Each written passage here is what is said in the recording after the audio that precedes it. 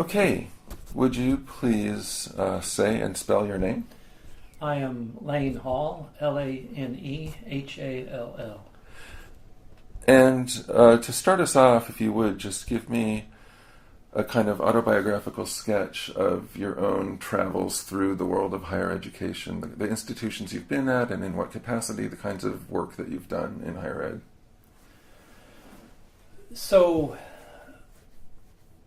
I guess my foray into higher education started in graduate school in an MFA program in visual art, history of the book and printmaking, at UW-Madison, where I worked as a TA and was supported that way through my 4 years there, and got out with an MFA and got a job in a really interesting and kind of bizarre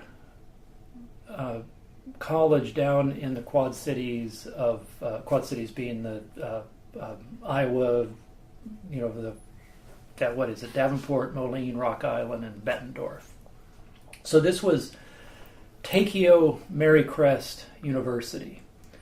Now it's really interesting because Takeo was a Japanese consortium that in the Japanese boom economy, they were an educational consortium.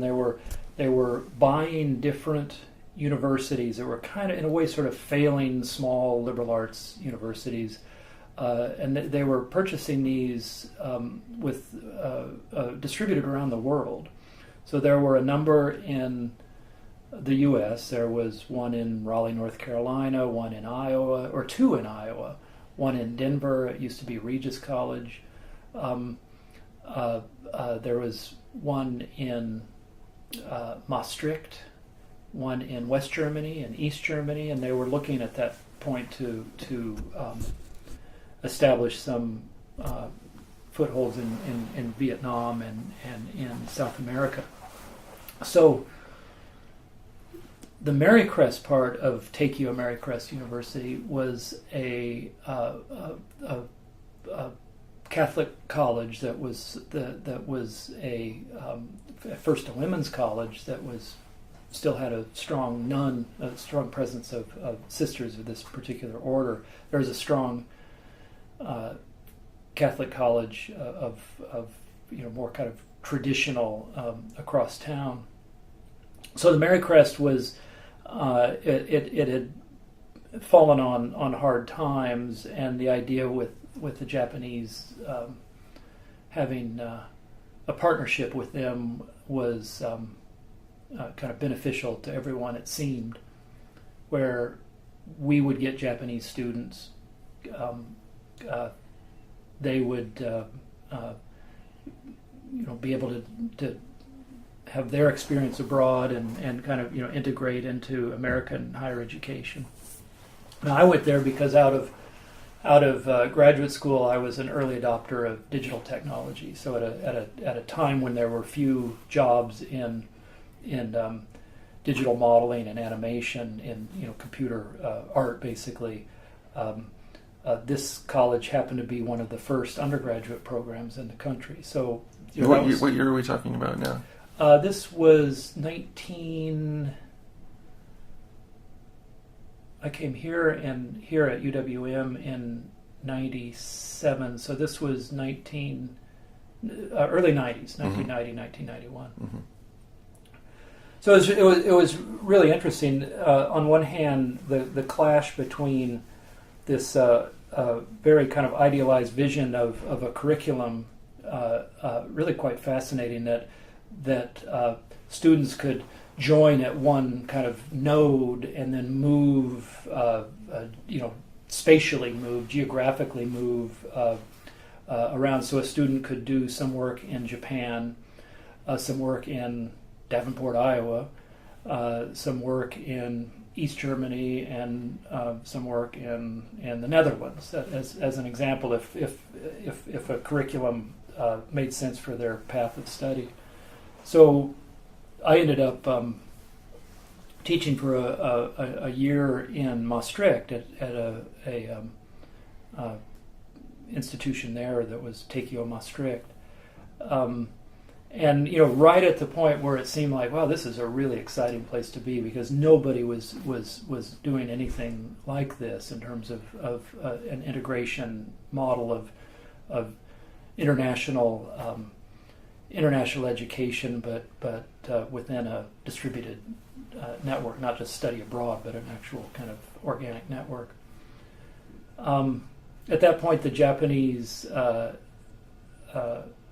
economy collapsed, and there were all kinds of fissures within the Teikyo system, including and not limited to the fact that it ended that there were a lot of mafia syndicate ties at the top, and that though it was a real educational experience, that it was also working as a money laundering scheme for Yakuza money. There were all kinds of things that went down, and this whole thing kind of plummeted. It was really kind of crazy.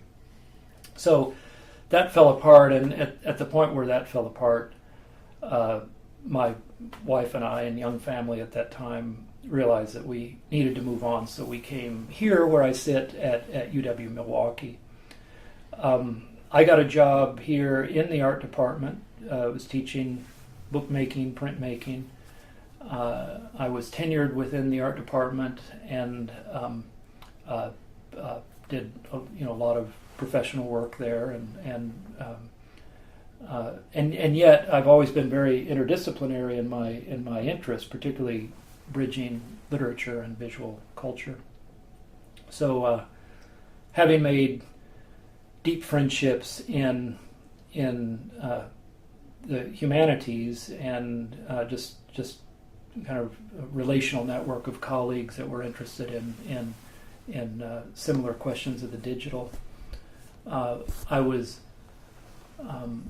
had the opportunity to move my position from the Department of Art and Design over where I am now in the English department.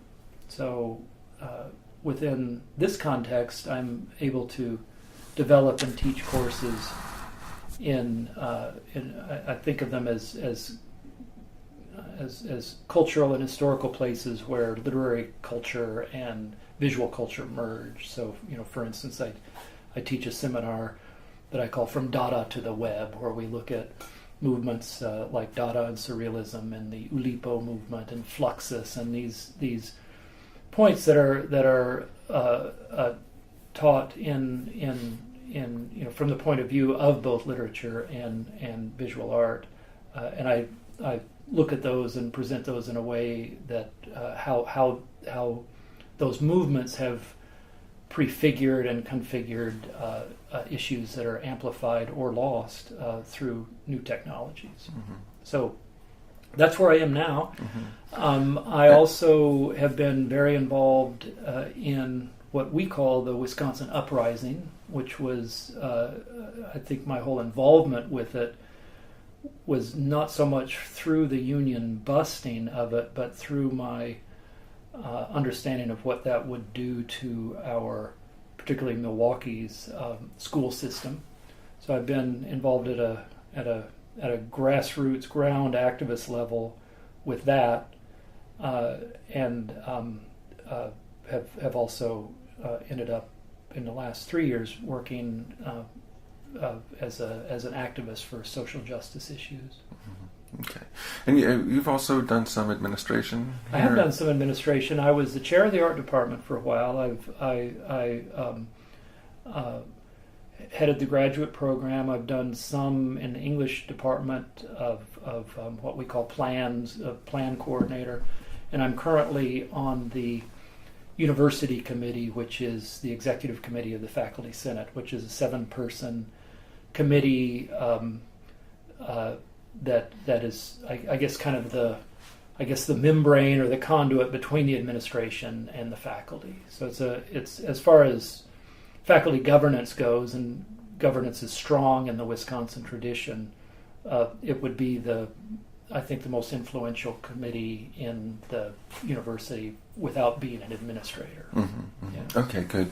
So there are several threads here I want to pick up, as particularly the Wisconsin Uprising, but But let's go back before that, because there are a couple of things that are very interesting in your early 90s experience. One is the digital work that you were doing, because you were such on the front edge of that. So I'd love to hear your reflections on kind of where that has gone in the last 2 decades, and what you see as, you know, the potential and maybe some of the problems or some of the challenges with digital work and digital education. The other piece is the international piece, because the Japanese model you're describing is different from, although maybe it's in some ways related to, some of the recent efforts of U.S. universities to reach out in the opposite direction and to plant themselves in places like Singapore, Dubai, whatever, China.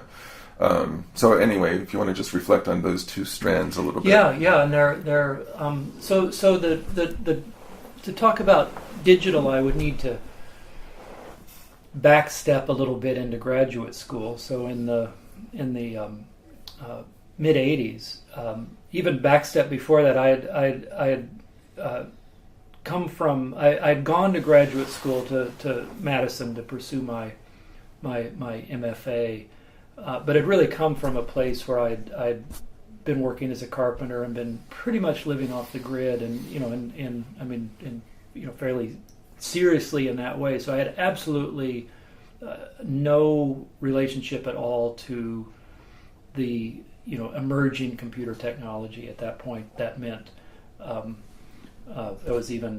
that was early IBM stuff, really early Mac component parts. I even forgot what they're called now.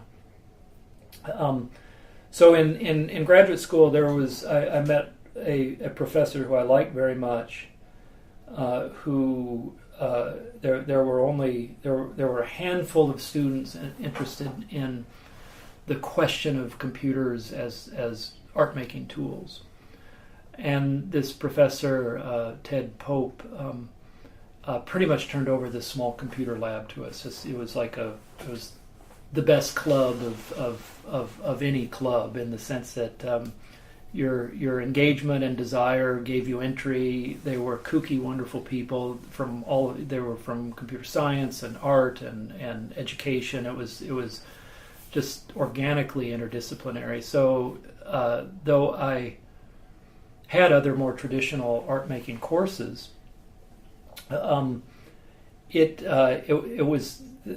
were the most interesting questions posed at the time, and they were often questions that were epistemological and ontological in terms of art and the nature of art and the nature of authorship and all these things that now looking back, I see how those questions were already being addressed in the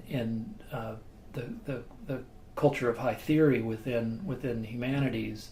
But at the time, I had not been exposed to that beyond art history, but beyond that, it was they were embodied in this practice, and that's always been really important to me.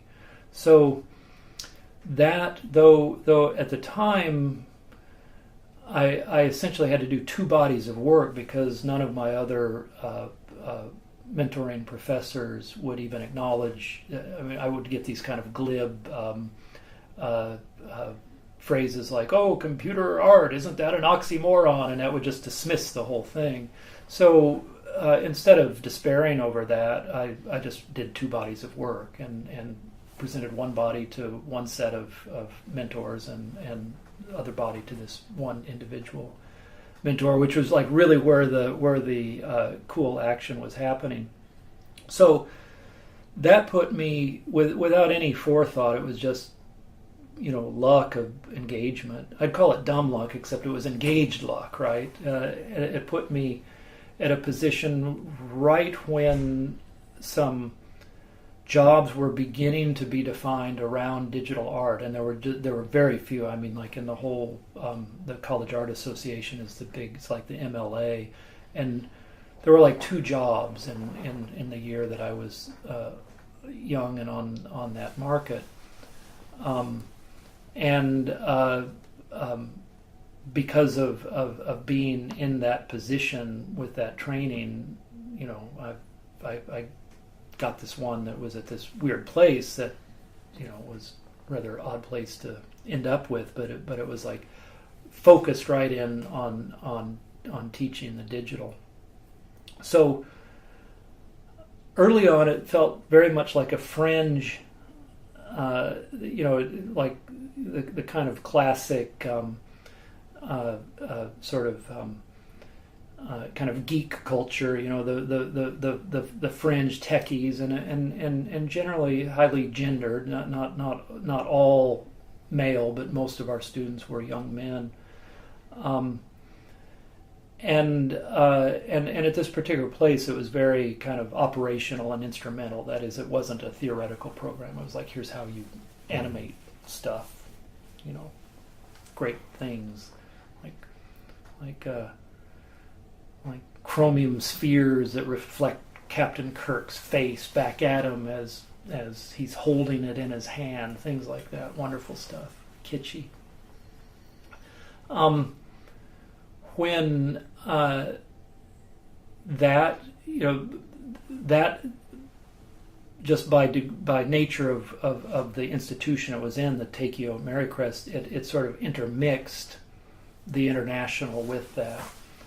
So when I came here to UW Milwaukee, by then that was 6 years later, and the dam had kind of broken on digital in terms of art. So there's a point now that it's almost assumed that just like you would know how to draw, that you know how to use at least a certain amount of digital technology. At the time, it was still unique, but there were more and more kind of demands. It was one of those things in jobs that if you could do these things, that's also great, and the international experience was also kind of being developed here at UWM significantly at that point. So again, it was just kind of a luck of the way things developed. I see those questions. I find they've really inverted, and to me, it was surprisingly rapid speed. So in the late 80s and 90s, we would be asking the very ontological questions that Duchamp asked with the ready-made. Is this art? If not, why? A lot of people were suggesting that it wasn't, the majority of people, and why. Let's look at the assumptions underlying the fabrication and craft and authorship and agency and intelligence and all these things. Those questions seem kind of like on the lonely fringe, and now there is no significant art program in the country that doesn't deal with the digital in some way. And so now I've seen an inversion where physicality is at times a radical notion. That is, and in my field now, I'm really interested in the embodiment of text, like the way that things become physically scaled to human use, and DIY culture. So I've almost reversed away from a fascination with computer, because now I find the fascination is with that as sort of the mediated background. How do people integrate connection with place, with body, with relational networks, and I guess to get into the sort of Donna Haraway cyborg, the kind of overlays of technology and how it builds identity and how kind of interlaced all that is. I mean, that's where I see the interest now, at least my interest. Mm-hmm, mm-hmm. And then the international piece of this, are there any? I mean, it's in some ways the what was it, Teikyo? Teikyo. The Teikyo project was its own thing in certain ways, and it sounds like with its own specific problems. But I would love to hear. I mean, having that experience in that university, and then seeing the kind of rapid growth of what is now being called the Global University. Kind of, what are your reflections on that as a project? And are you, just what are your thoughts about it? Yeah, that's a little harder to get a handle on, because the thing about Teikyo, and it would be similar to any small liberal arts college, is that there's a kind of familial nature to it, that it seemed easier to assume that students could pick up if they had funding. I mean, this was a very non-privileged group of students, but if they had funding, which we had, that they could pick up and do a semester or a year in abroad, as long as it wasn't a kind of waste of credit time. It had to be integrated into their program, which this was. It's a lot harder at the university, because UW-Milwaukee is also a kind of, it's not a place of privilege. So a lot of our students, their lives are very complex. They're working one or two jobs. Sometimes they're caregivers of either adult or their own children. They're not really coming into the university thinking, oh, what will I do, a semester in London or a semester in Singapore? I mean, they're just their minds aren't there with that. And indeed, I think they're more thinking along pragmatic terms of what will I do with this degree, and how will I market it into a career or at least a job.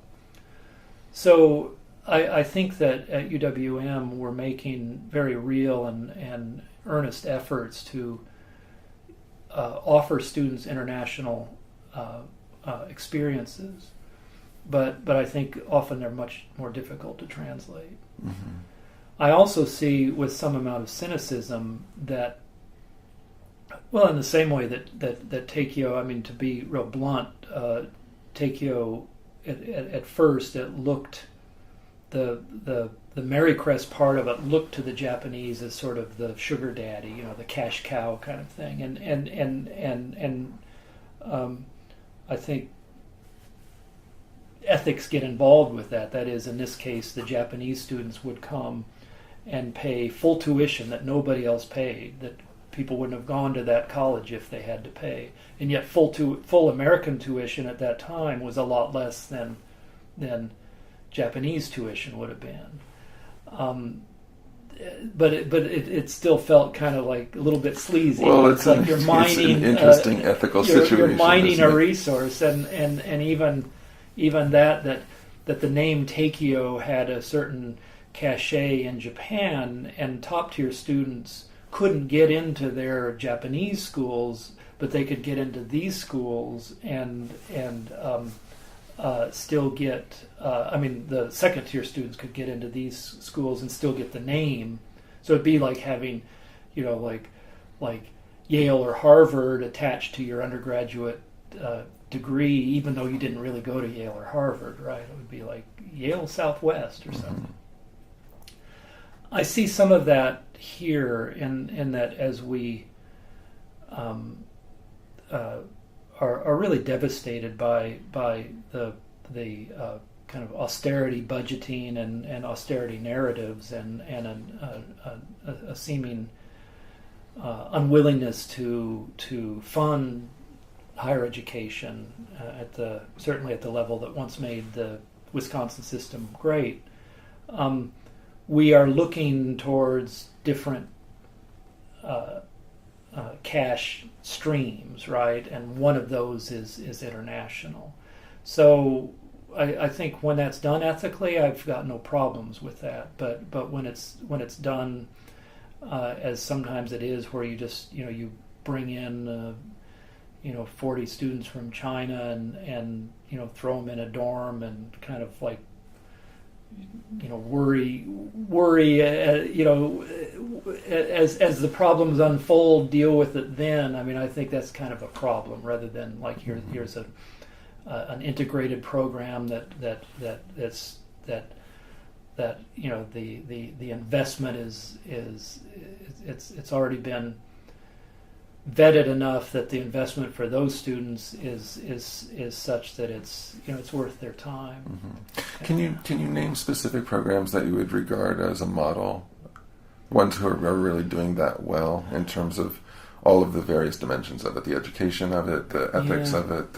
I don't know that I can. I mean, I'm, and it might well be that the ones that my daughter right now, we just visited her at she's at Smith, and she just spent a year last year. And this is me as a father now, just reflecting on that. She spent a year. She's a geology major and spent a year in New Zealand studying volcanology, and it just seemed absolutely wonderful. There were issues of travel and arriving and all this stuff, but it was well integrated. It's more like the traditional study abroad, where you have relationships with other institutions. So Smith has a long-seated, ongoing relationship with this wherever it was at Christ Church.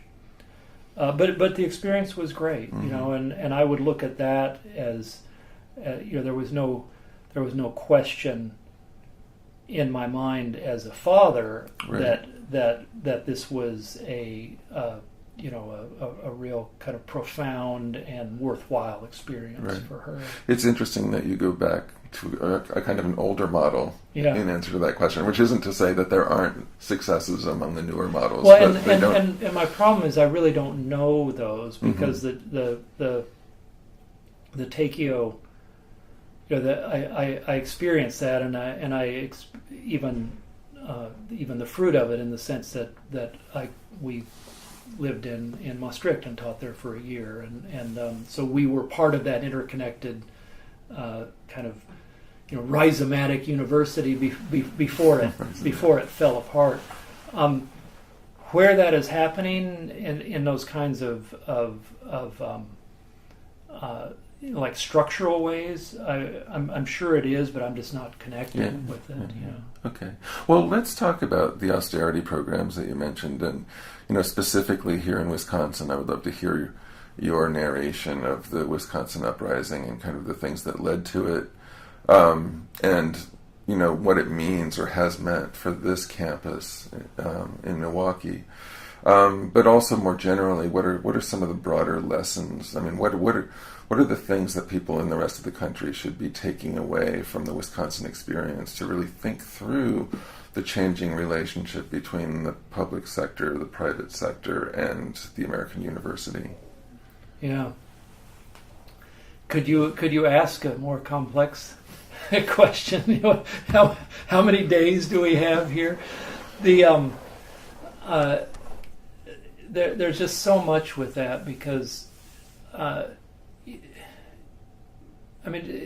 just kind of like in the narrative. So 3 years ago, I happened to be on sabbatical, and when Governor Walker, who's up for re-election and looking like he's going to take it,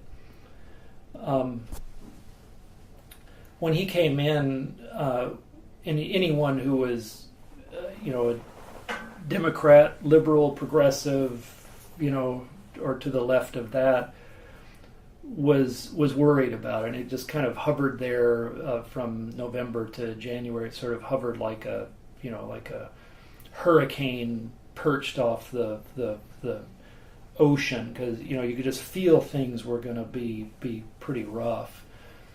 When he, as he calls it, dropped the bomb, which here is Act 10, which is the what broke the public unions. That's the kind of, we're not a right to work state yet, but the unions, it pretty much dissolved them. But when he did that, there was obviously a massive outcry, and at first, the first day, we all read about it, and I had never been politically involved beyond just what citizens do, responsible voting, and now and then go to a local municipal thing that you get involved with, but I'd never been, what I would have considered an activist. The first day I saw, like 1,000 people showed up at the state capitol, and second day 5,000 showed up, and that night I said, I'm not gonna, I can't sit this out. I told my wife Lisa, I said, I'm going to Madison tomorrow. So I did, and it was really transformative. By the third day, there were 10,000. It was almost, for a while, it was almost like a kind of logarithmic increase. Then 20, then 50, then 100. We started going in buses from UW Milwaukee to Madison, and it really felt like I had never experienced anything like it, where the Madison TAs, they have a strong union. They took over the Capitol in terms of camped out in it, and really they were the first, certainly within the Occupy movement, that was the first kind of occupation. And they self-organized and did that. High school students started in Madison started ducking out of class and going to support their teachers. The different teachers unions were coming, and then all the kind of big, the larger, both service and what I think of the hardcore, the steel workers and iron workers, all these unions. So you had, from being a child of the '60s, a young child in the '60s. For me, it was unprecedented to see these liaisons, or these linkages between kind of hardcore, what one might think of as sort of like redneck labor, and TAs and vegan TAs camping out, and these conversations that just seemed incredibly powerful to have. And I think for a while that felt like it couldn't be broken. I mean, that felt like a new thing. When that was channeled, that there was a point where that was, you could feel that it was almost an uncontainable energy, at a point where there were about 200,000 people there in Madison, that it felt like, what's going to be next? And people were talking about major direct action issues, boycotts, wildcat strikes, all this stuff. And then it was really quickly channeled by both the more institutional Democrats and the unions, channeled towards the recall, channeled towards electoral politics, for good or bad. At the time it felt like, well, we could take this energy and do this recall and persevere and kind of prove that labor and the middle class and education and the environment, that these things can prevail.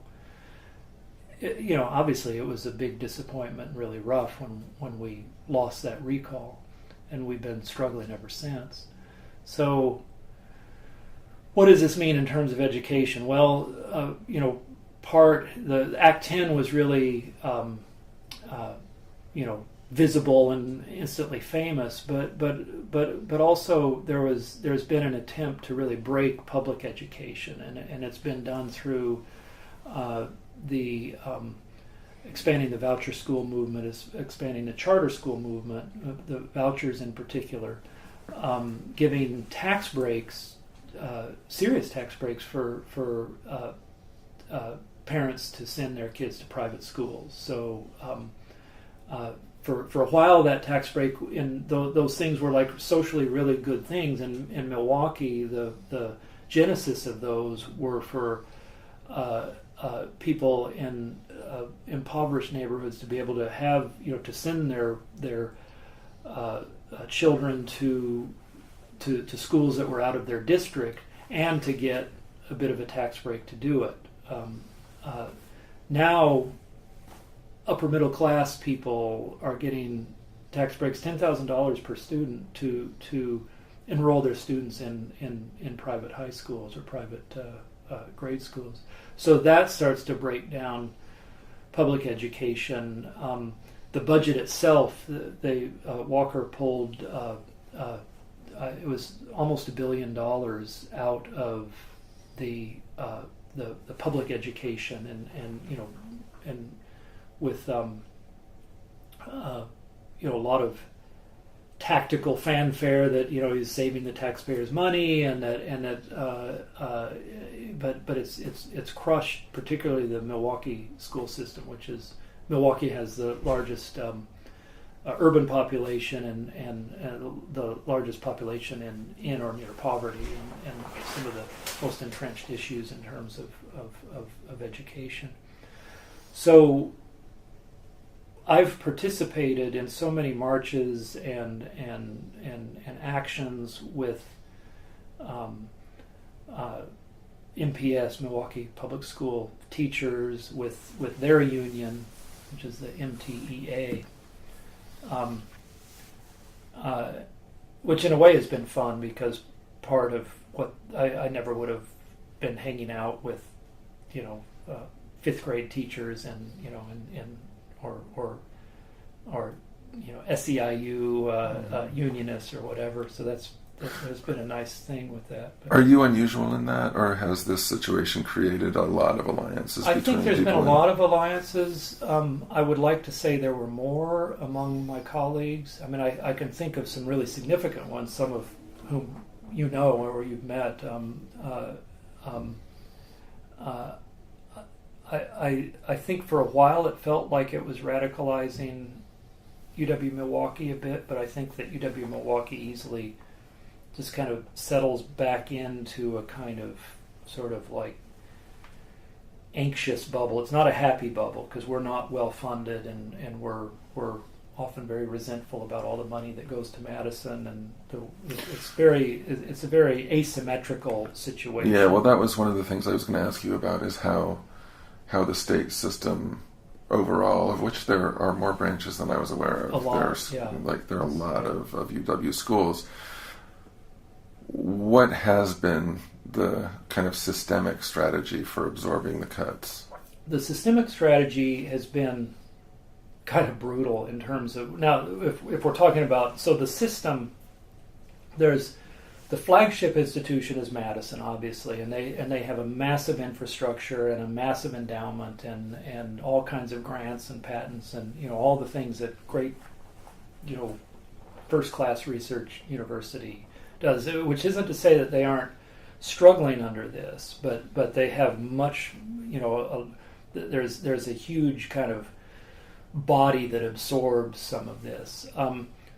UW-Milwaukee is the second research institution, historically underfunded, because there was always a sense of why would you fund another, but it's been coming unto its own because of our location, one on the lake and two in the largest urban area in Wisconsin. So there's a kind of Wisconsin version of upstate downstate kind of politics. Exactly. Yeah. Or flagship secondary. And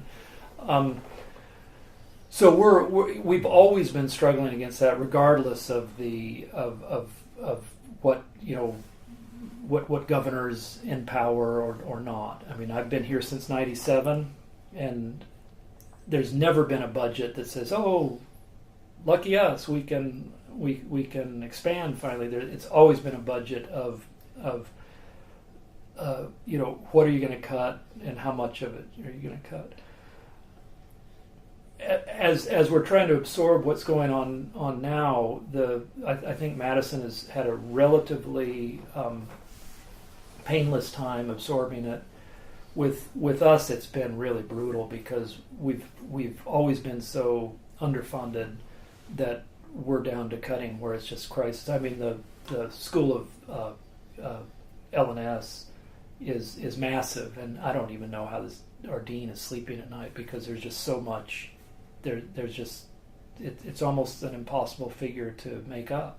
Just the millions that we are being reduced.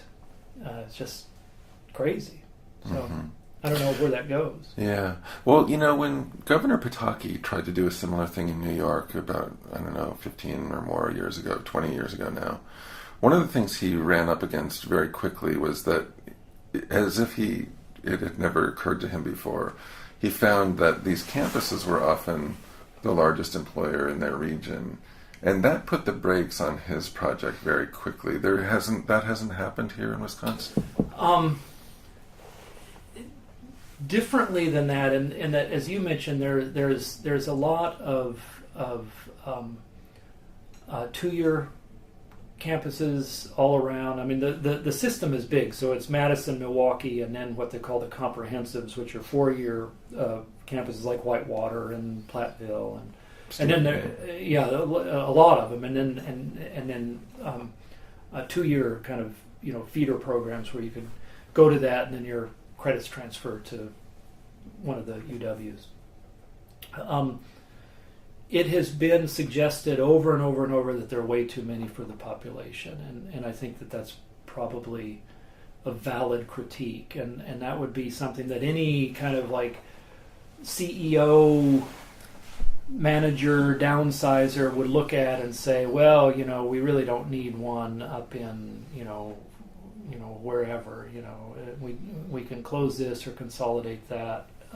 That's where what you said happens, where there's so much resistance to that based on its cultural and economic impact. Oh, so there won't be total closures in a small area. So there won't be total closures. What they do is, I think, typical of the way administrators work is they kind of hand down the bad news and then leave it up to all the managers at that unit to deal with it. So, we're giving you the freedom, and as Scott Walker likes to say, we're giving you the tools to manage your budget better, more efficiently and more wisely. Tools being a smaller budget. But the tools are the smaller budget, and basically saying, well, you can decide what you're going to cut, and then they start talking. Now everything is so kind of, even rhetorically, I mean, there's been a rhetorical shift in the last couple of years where we're seeing very much that everything is getting talked about in more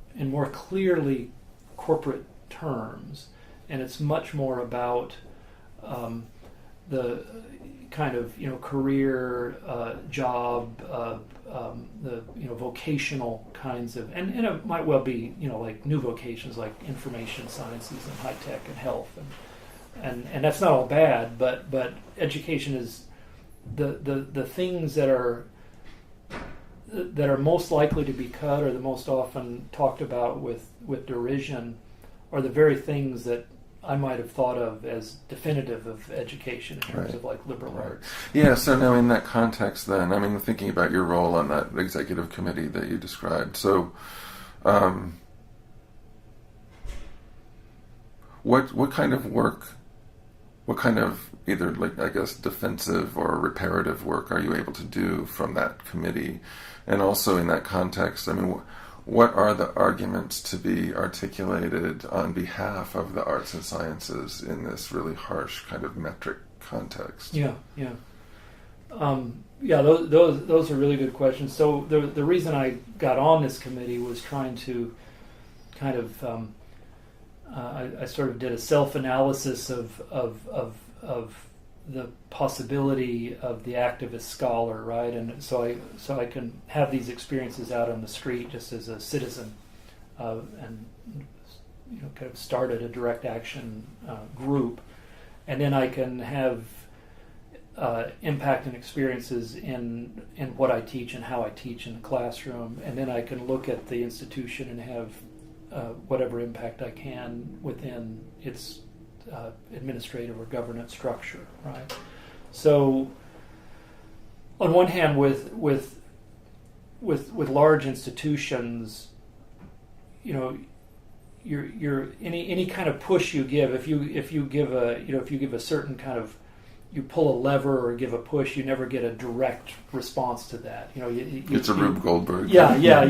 But you can see indirect responses. That is, it might shift the discourse a little bit, or it might add something that wasn't added. So we meet quite frequently with our chancellor and our provost, and then we also do meetings with local press, with some of the state legislators that are our district and stuff like that.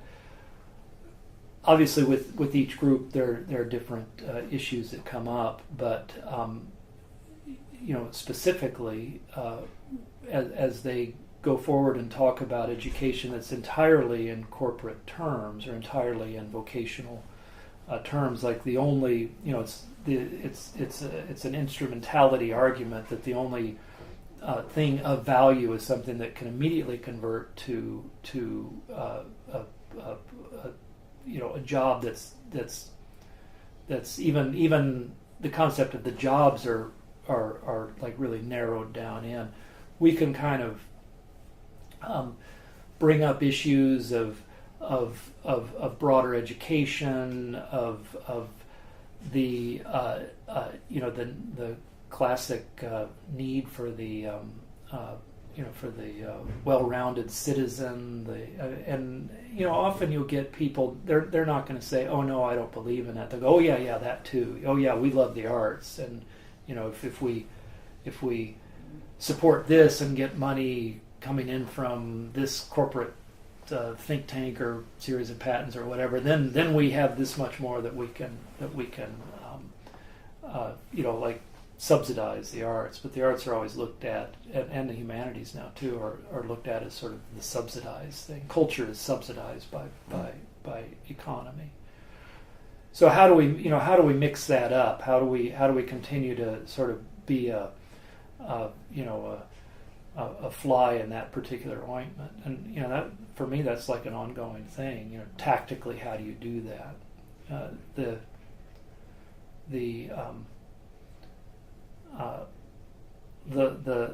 level, the amplitude of this particular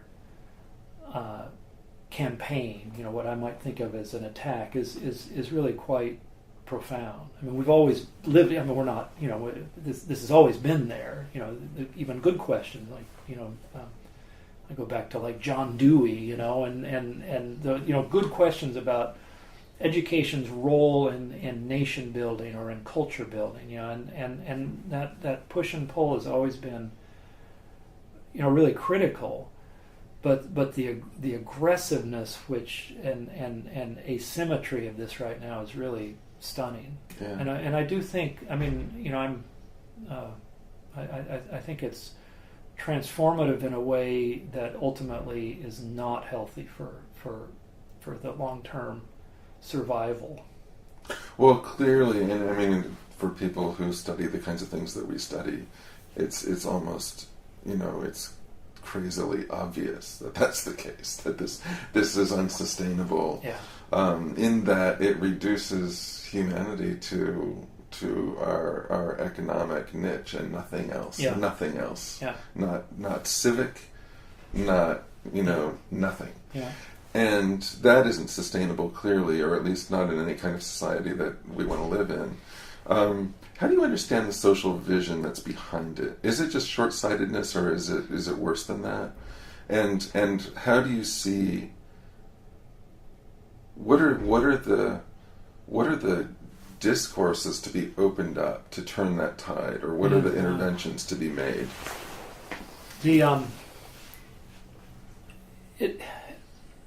I often oscillate on the short-sightedness question between.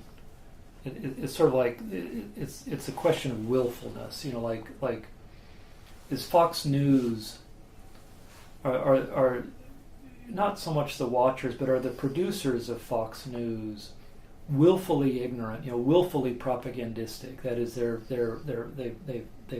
kind of set up a board game and they know the moves, or do they really kind of believe this? And this is a really interesting question about our governor, about Scott Walker. Walker was a 2.3 GPA college dropout. He dropped out of Marquette University, and he's trying to rewrite that past, but he dropped out under shady circumstances in terms of his running for college governance. But the fact is, he's anti-intellectual. It I think comes from a kind of faith position that's anti-scientific, sort of like if anti-enlightenment ideals, out of which came the modern university, at least. So where do you ascribe the political positions then? I think on one hand it's probably a multiple field where I think that the a lot of the right-wing think tanks, I think, are really looking at both public education as a place to privatize and profit from. And I think that's clear. I think that, you know, that clearly all that money that goes into the kind of public sector can be, you know, resource harvested and moved in towards the private sector that is part of the crony network. And in the case of the politicians, actually these groups actually pay massive amounts into their campaign funds. So there's a kind of a circuitry between getting elected, being in power, and you know, pay to play, and then the repercussions out in the streets. With higher education right now, I think it's a little bit more complicated. I think that there's definitely the desire to privatize, and some of that, I think, because that's considered kind of inviolable, like a moral good within that mindset. But also, I think not only is there money to be made, but I think that the right wing has looked hard at kind of what happened in the 60s and is saying the location, you know, the locus of disruption is the American university system. So we need to get control in there. We need to kind of wrest it from the left, whether that's a mythological fabrication or not. I mean, I would consider it more like the educated center. I mean, I wish it was more left than it is, at least here. But we need to do that, and I think groups like ALEC and the Koch brothers are doing it very systematically. Right. And they're doing it with their endowments. They're doing it with their terms of agreement with different universities. Mm-hmm. We have the Bradley Foundation here that's just as right wing as the Kochs. They're just not famous about it, and this goes back to what a person can do on these committees. It's like usually chancellors are, you know, probably by virtue of kind of who filters up to do it, but also by, you know, they have their own fights to fight, and they have to be tactical and efficacious.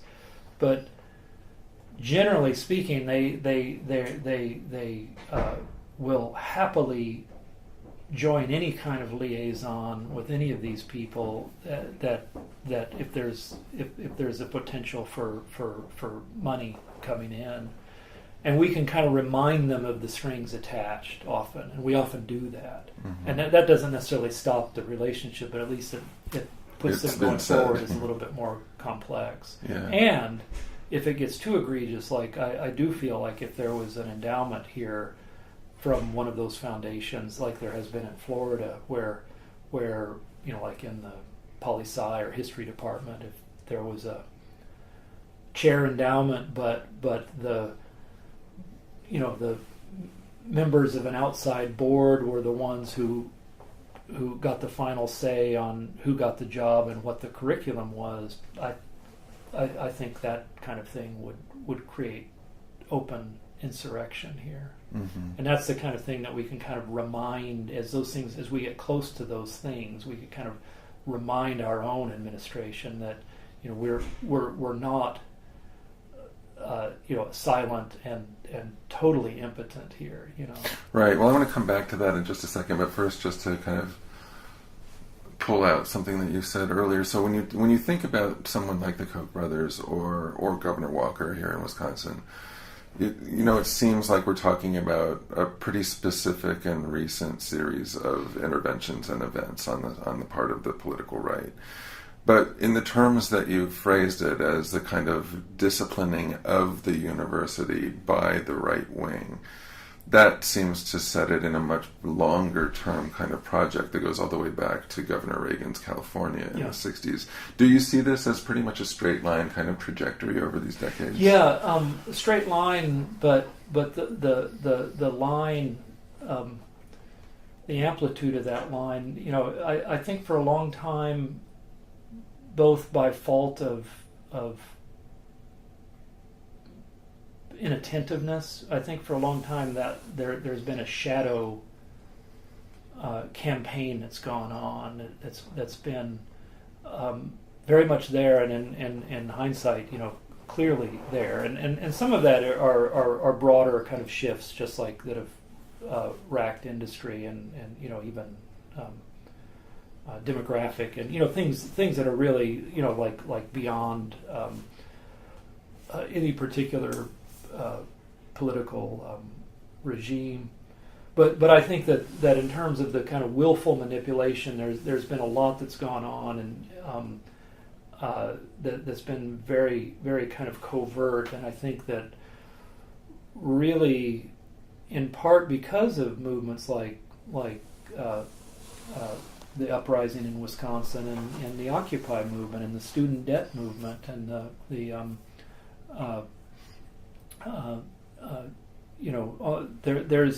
there's a new awareness of that. So that line, I think, went from kind of being sort of like vague and ghostly, and sort of like you kind of knew stuff was going on, but not too not too concrete, to being much more sharp. It's like it went from a blurry line to a sharp line. Mm-hmm, mm-hmm. I hear myself, and that starts to sound like suspiciously like conspiracy theory, but I that's that might be an issue. I don't know, but that's how it seems. Yeah, I mean, one of the both fascinating and also depressing things about these interviews I've been doing is that it almost doesn't matter what kind of institution I'm sitting in at the time I'm asking the questions. I'm hearing variations of the same things, and we could be sitting at Yale, we could be sitting at Harvard, we could be sitting at a state university like this one, we could be sitting, I mean, and the players change, and some of the forces change, but the game doesn't really change. It's the similar, just the kind of politics of austerity and the assault on, especially the humanities, but in some sense, the assault on the university mission in general. And so I'm curious, in this particular variation of it, since it is kind of the state government against the state university system, do you feel that, are there enough people inside the system who are coming to this fight as educators for the kind of idealistic interests of education to win? Yeah, I don't know. It'd be interesting to take you to the MPS union. The MPS teachers are really active and involved in a way that I don't see here, or from what I know at Madison. I think often and I'm talking about the kind of privileged professoriate here. I'm not talking, we should talk, actually I'd be remiss to not talk about the precariat and the TAs. And is there must be a large adjunct pool here? A huge adjunct pool. And so that's like a whole different thing. But in terms of the kind of privileged positions of tenure, I think so much of that discourse is an internal one. It's a scholarly one, and particularly in the humanities, it's often people that have integrated deep critiques of power relationships and hegemonic structure, and whether it's through queer theory or feminism or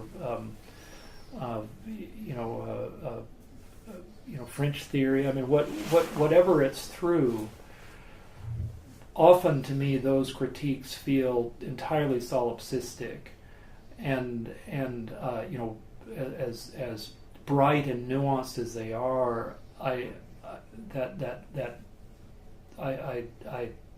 despair that there's not a concomitant move towards some kind of public face or public action on it. Mm-hmm. So, are people, is there a strong enough resistance that can somehow prevail in this? I don't know. And even that, like, what would that look like? I've been real interested in this. What would militant research look like? What would it look like to be in a place that was clearly an activist professoriate, rather than a very capable scholarly professional professoriate? What would that look like? and even how does that translate ethically into a class? You know, how do you both teach that as content, but also teach that as structure in the kind of in pedagogical questions. So I mean, to me, all those questions are like really key, central, and kind of exciting questions. Those are the things that I kind of go, yeah, what does that look like? You know, what does how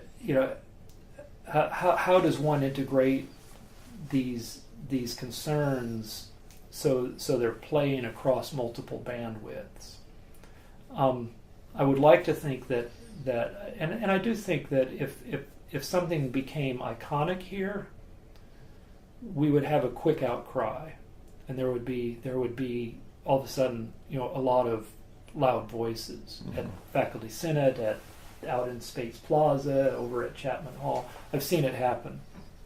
That could happen. But that's not the problem, because a smart administrator, just like a smart police force, knows not to do that. And the ones like Ferguson that are doing that are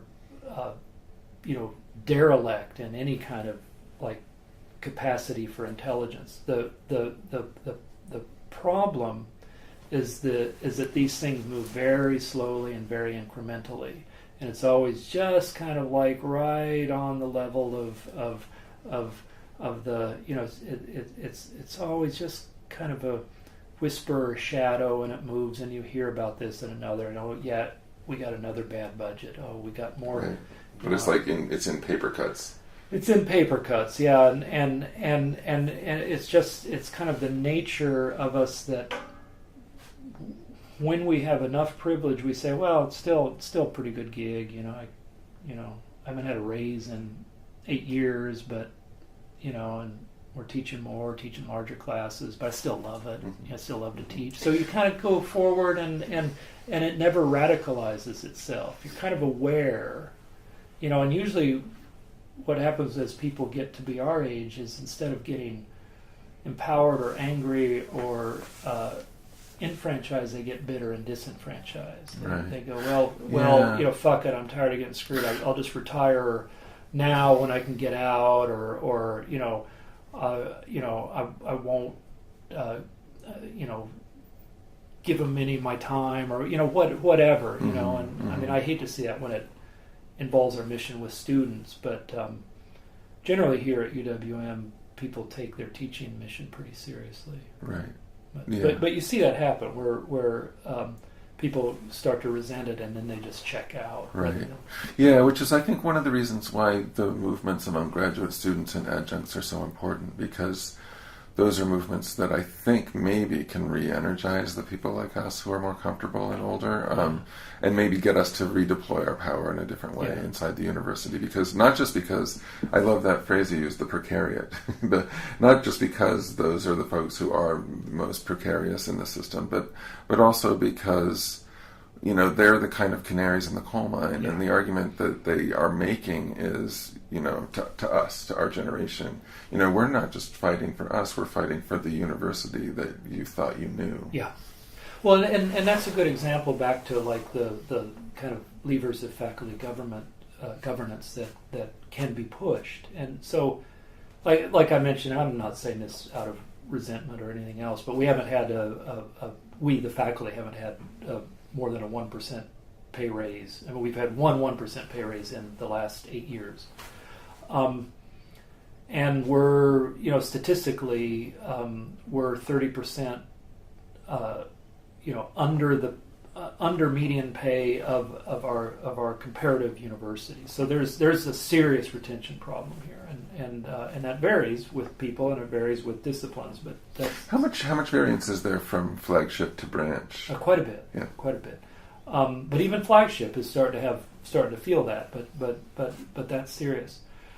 Even with that, we've decided, this has been like, you know, kind of an active thing that we've discussed, and the graduate TAs and their union came forward because they're like woefully, I mean, you know, grads in general are poorly paid traditionally, but here, I mean, we're having problems even recruiting to our best programs and stuff because of that. So we've made the decision within governance to not only endorse them in terms of pay equity issues, but to continue to push that to the administration. Not pushing our own, woe is us, the poor professors, but pushing it there. What kind of research institution do we have? What kind of graduate program do we have? This should be key. This can't be just hidden into the sort of amorphous cloud of the next budget. We want to see a line item for these guys, and we're doing a lot of behind the scenes pushing of that. There's the issue, where does that $5 million come from to bring them just up to median? But it's like, that's kind of your problem. Mm-hmm. We're going to keep pushing this. Where did the $5 million come from for the parking lot? Where did it come from for this or for that? It's like it's always that, and that's the logic of austerity. Is the problem? Well, you do that and you won't get anything, or you do that and we'll have to when you're Shakespeare scholar retires, we won't be able to replace her, and so I mean, you're always dealt with that kind of devil's choice stuff. That's the logic of austerity, right? And it also, the phrase "we're broke." We've been parsing out the word "broke" for like a decade, but it's the word "we" that we really need to be looking at. Yeah, that's a good point.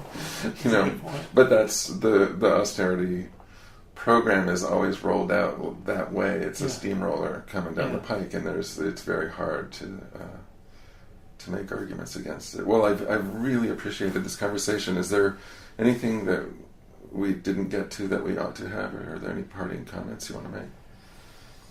No, I guess for me to end on the back to where we were a little bit is I'm really interested in what a militant educational social movement would look like. And I'm not talking about pitchforks and Molotov cocktails. I'm talking about like a real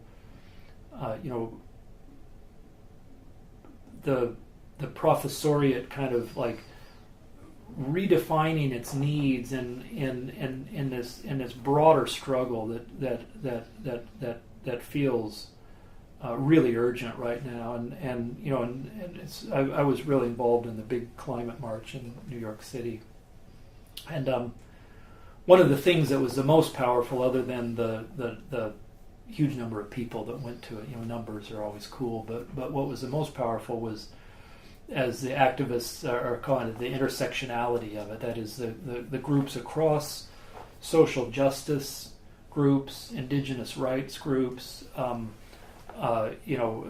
across class, ethnicity, religion, all kind of coming together, not under this one umbrella, but realizing that it's like all interconnected. And this felt kind of like a change of state in terms of certainly environmental protest culture. I'd like to see what would that look like in the microcosm of the university if people across disciplines, the sciences drive me crazy because they have this bullshit pretense that it's all objective and neutral, right? If they started taking a stand, if humanities, like if we quit discussing empowerment in Lacanian or Derridian terms, and actually like figure out what does that mean for people struggling with what we're struggling with now, and keep those terms, be smart, but like how do you translate it? Yeah. So I would that's the kind of discourse at this point in my life that I'd like to be part of or help with or or work with. Yeah. Well, these interviews are meant to be a kind of resource for starting those kinds of conversations. Yeah. So thank you for your time and for participating. Hope to see you tonight. Hope to see you tonight. Hope to see you tonight. Hope to see you tonight. Hope to see you tonight. Hope to see you tonight. Hope to see you tonight. Hope to see